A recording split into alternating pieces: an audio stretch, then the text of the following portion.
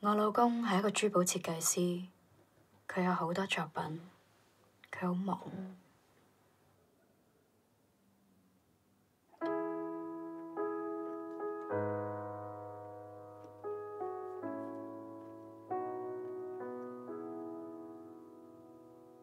朝頭早起身嗰陣，佢已經出咗門口，send message 嚟話今晚又要 OT。我心諗預咗啦。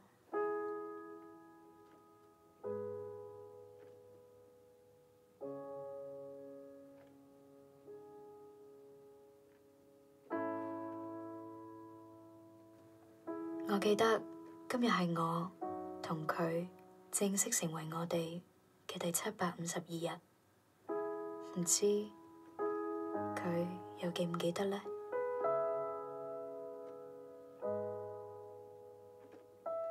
收工返到屋企，又係得我一個人，電視同埋一個飯盒。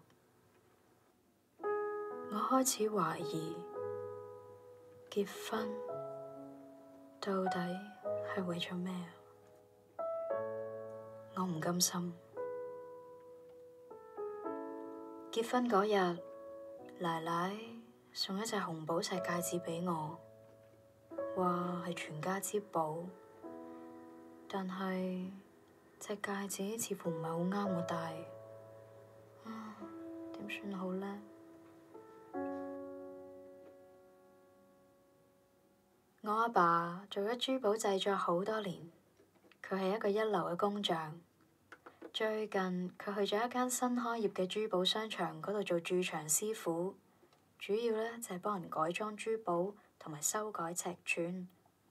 咁不如畀隻戒指佢，睇下可唔可以改做其他首飾啊？你話可唔可以拆咗粒石出嚟做個吊墜啦？去到阿爸做嘢嘅商場，佢叫我揾幾粒靚嘅紅寶石，等佢可以同呢隻戒指配返條頸鏈。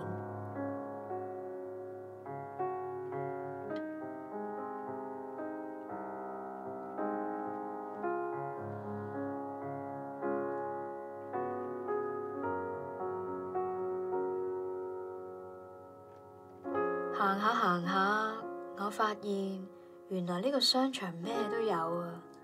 我見到有好多金器、鑽石、珍珠、玉石，仲有紅寶石添，全部都好靚。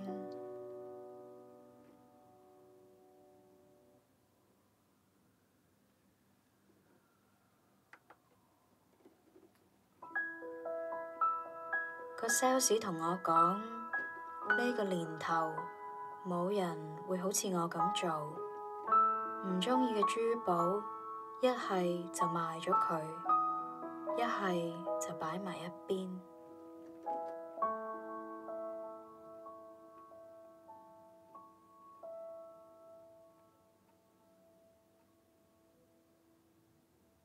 佢唔係唔愛你，只不過係唔係用緊你想要嘅方式嚟愛你啫嘛。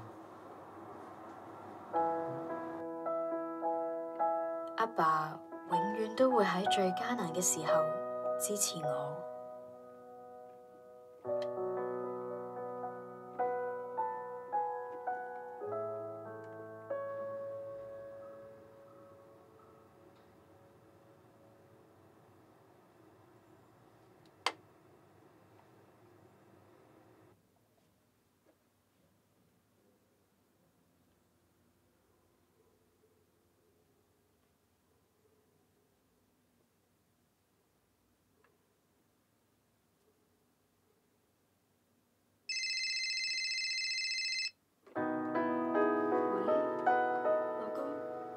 欣欣，我今日放咗工啦，我做晒啲嘢啦。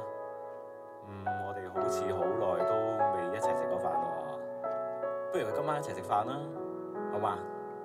不如咁啊，去翻上次你同我慶祝生日嗰間餐廳，嗰間西班牙餐廳。你上次同我講